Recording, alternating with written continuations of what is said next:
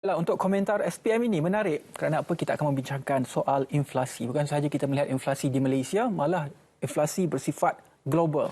Saya nak berikan satu fakta kepada anda yang mana pada tahun 2022, pada Ogos, inflasi kita meningkat daripada 2.8% ke 4.7%.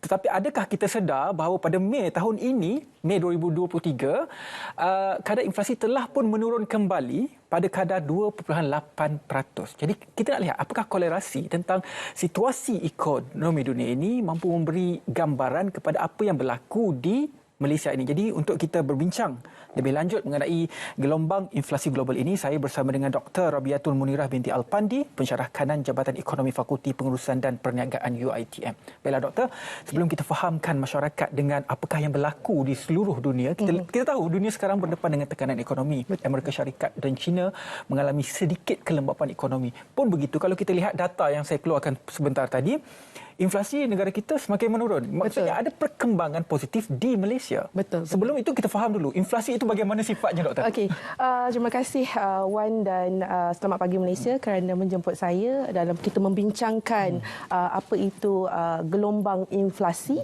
dan bagaimana kita nak menghadapinya.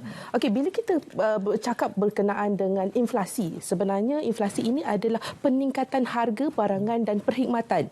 Okey, dalam satu tempoh masa. Okey, kalau kita, dan untuk mengira inflasi, untuk perkiraan inflasi ini sebenarnya kita mengambil kira indeks harga pengguna. Jika kita lihat di statistik di Jabatan Statistik Negara, ada 9 bakul item yang digunakan dalam pengiraan inflasi ini.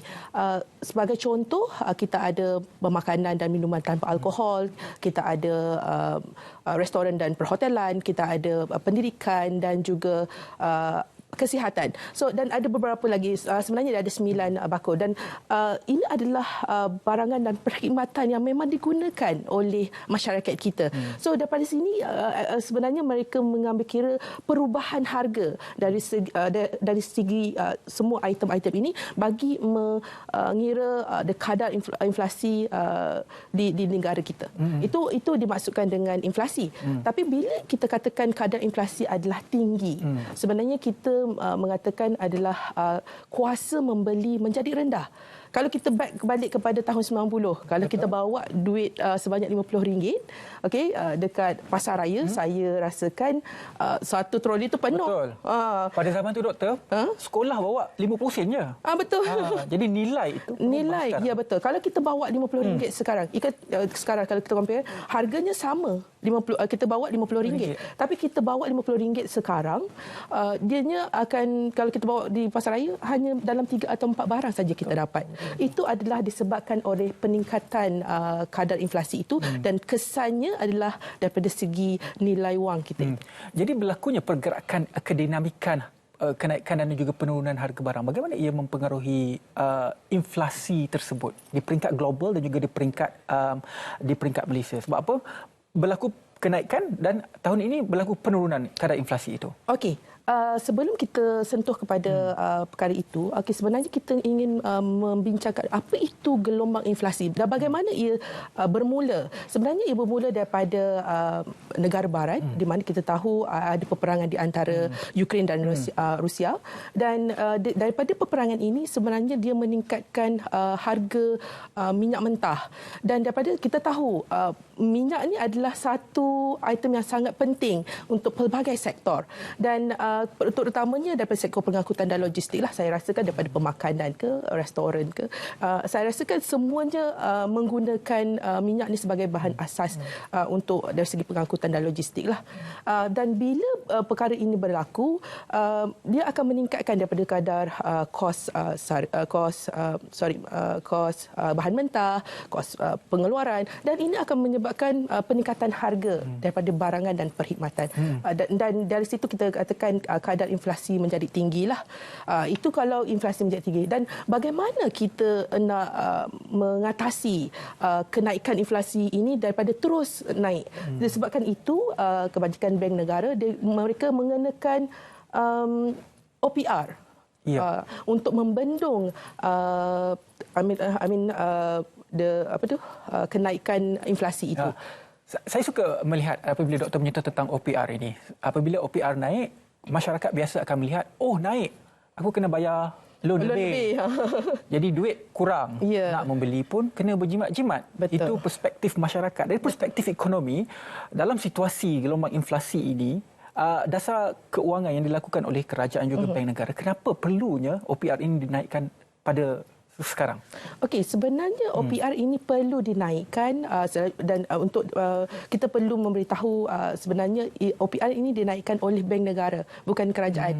Okey, oleh bank negara kerana mereka ingin menyekat daripada kenaikan inflasi untuk terus naik. Sebab kalau inflasi makin naik, barangan memang akan lagi naiklah. So memang dia ada pro and cons di mana kita lihat kalau dari segi sudut pelaburan, kenaikan OPR boleh memberi kesan memberi pulangan yang tinggi. Tapi daripada sudut loan, maksudnya pinjaman, ya memang kita akan katakan sebagai individu kita perlu bayar lebih. Tapi itulah sebenarnya perspektif ekonomi yang kita perlukan. Bila ramai individu kurang berbelanja, mereka perlu bayar loan banyak, so mereka akan berkurangan dalam segi perbelanjaan. So bila pengurangan daripada segi perbelanjaan, pengurangan daripada segi demand terhadap barangan, so harga akan turun.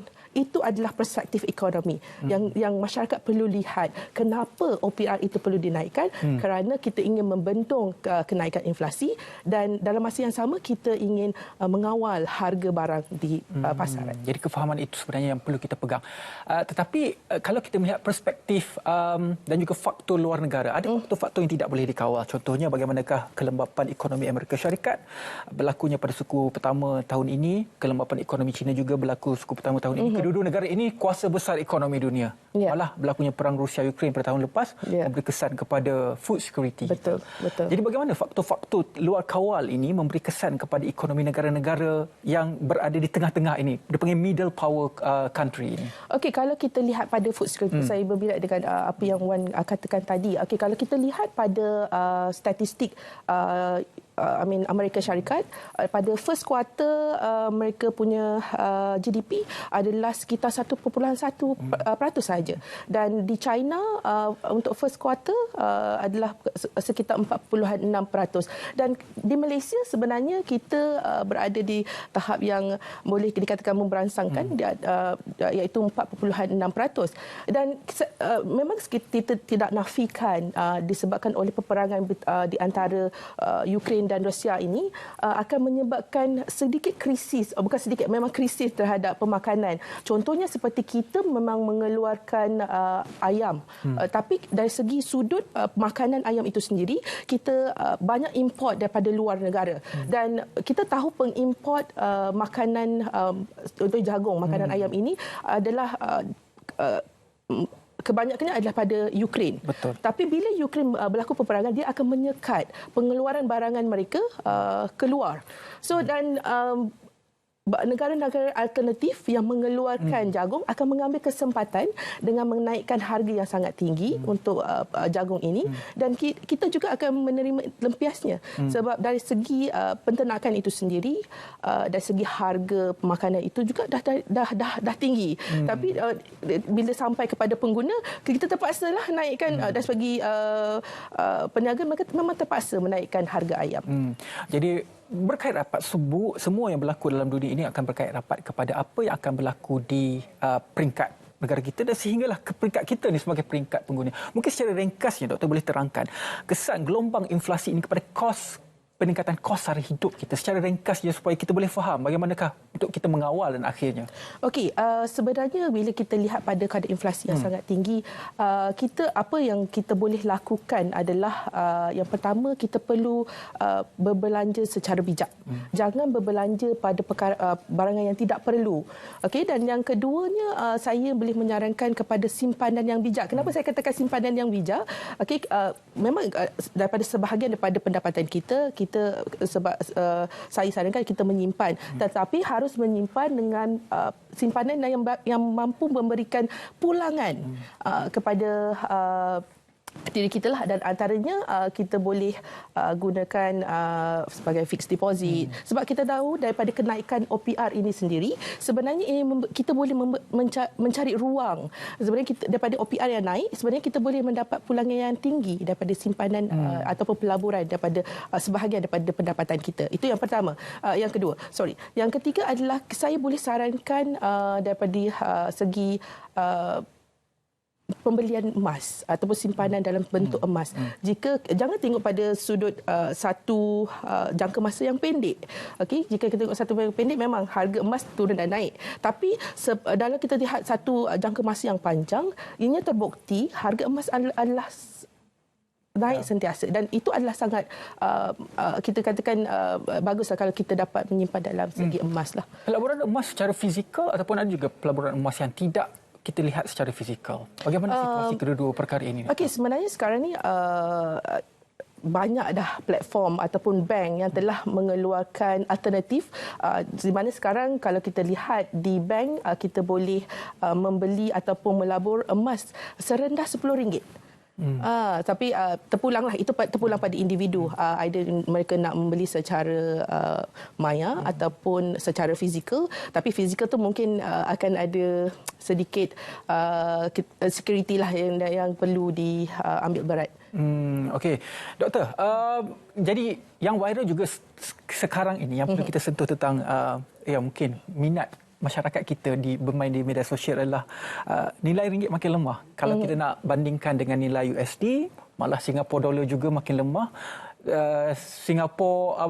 Pound sterling juga mungkin lemah. Tapi dari segi perspektif positif, adakah ini disebabkan oleh kelemahan ekonomi dunia yang kita bincangkan sebentar tadi, ataupun bagaimana sebenarnya? Okey, sebenarnya boleh saya katakan untuk kita lihat pada kekuatan mata wang sebenarnya.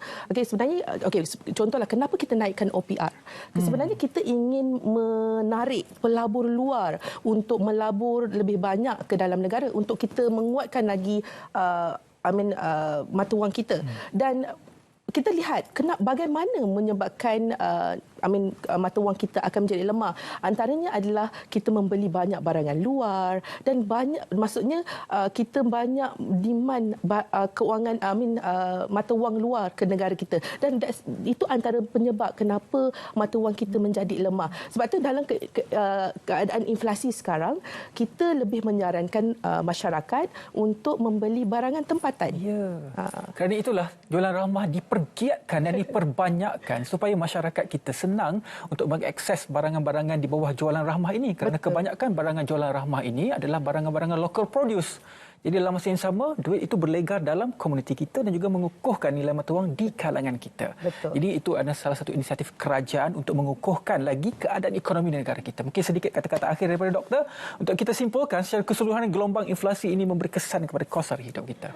Okey, memang kita tidak dapat lari daripada gelombang inflasi ini, tapi jika kita lihat trend dalam 1 tahun ini, keadaan Malaysia, keadaan inflasi kita sudah di tahap yang menurun, dan kita lihat ekonomi dari segi GDP pun sudah semakin baik.